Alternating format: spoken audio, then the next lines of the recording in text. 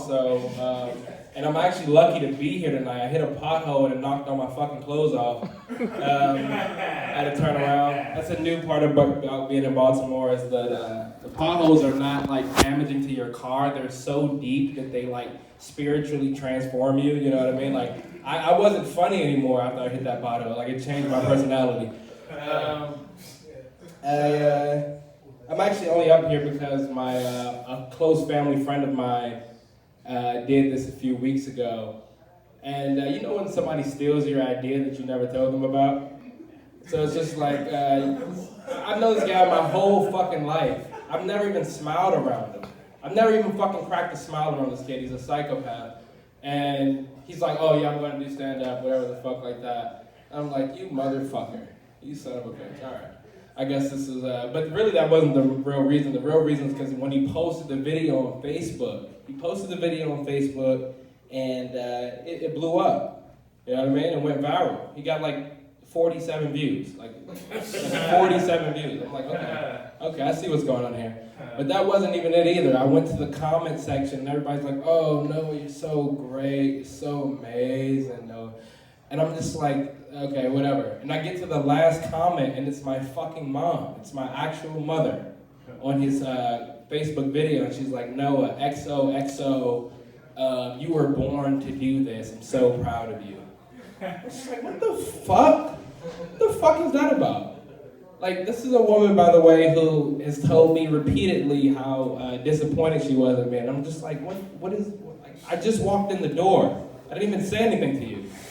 Like, I didn't even give you a reason for disappointment yet. Like, Jesus Christ. But, I'm glad the crowd is stand out. At first, my balls were in my throat, and now it's like I'm literally telling jokes to this brick wall right here. See, you know what I mean? So, one thing about I'm new to Baltimore, like I said. I'm from D.C. I'm from Southeast D.C. So, you know, changing the environment, completely new change of scenery, you know, or whatever. And one thing you can tell about living in different cities, this is how you can tell how much people care about their city, how much the government cares about the city. Two things, potholes and police, right? So potholes and police. Obviously the potholes don't get fixed in Baltimore, but the police, I've always been fuck 12, you know, my whole life.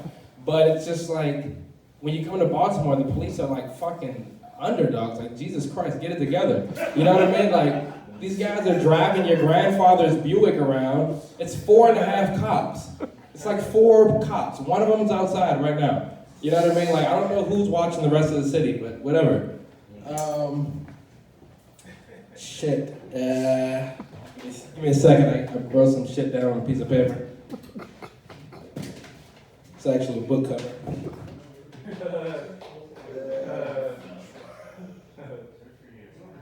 Yes.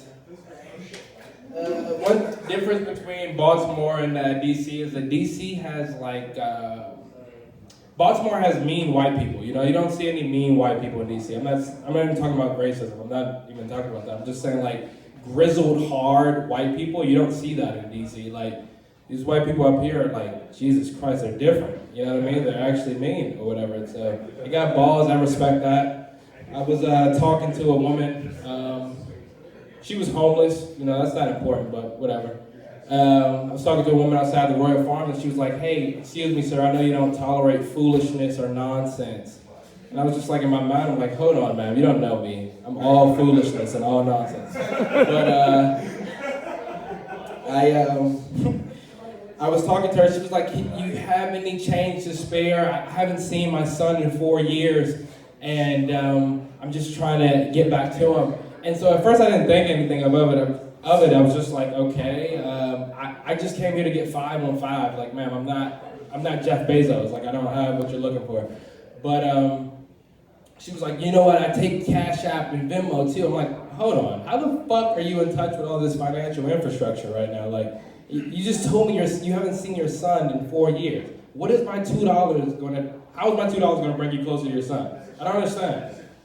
Blink twice if your son has been held hostage right now. Like, I can help you. Go to the authorities. You know what I mean? Like, this is not the way to get your son back, man. He's not coming back.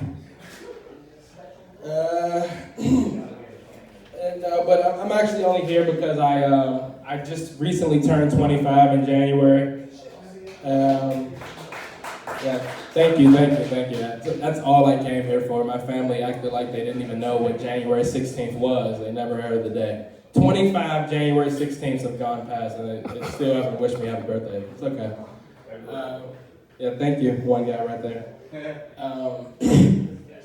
Shit, but I recently turned 25 and I aged out of my parents' health insurance. So I lost my therapy. I lost my therapist like midway through. They don't even give a fuck, you know what I mean? They don't even care. Like, you age out, you're just done with therapists. I was this close to a fucking breakthrough. This fucking close to a breakthrough. And, you know, therapy was okay. I was telling my doctor about a lot of self-doubts I had and shit like that. Like, good light right there. He said, I was telling him, like, Doc, I struggle with imposter syndrome. You know, I diagnosed myself before I even met him. I was like, I struggle with imposter syndrome, and he just was like, I don't give a fuck. Who the fuck are you? And he called me the N-word. I was just like, Doc, chill. What the fuck? I forgot to tell you guys, my doctor is Joe Rogan.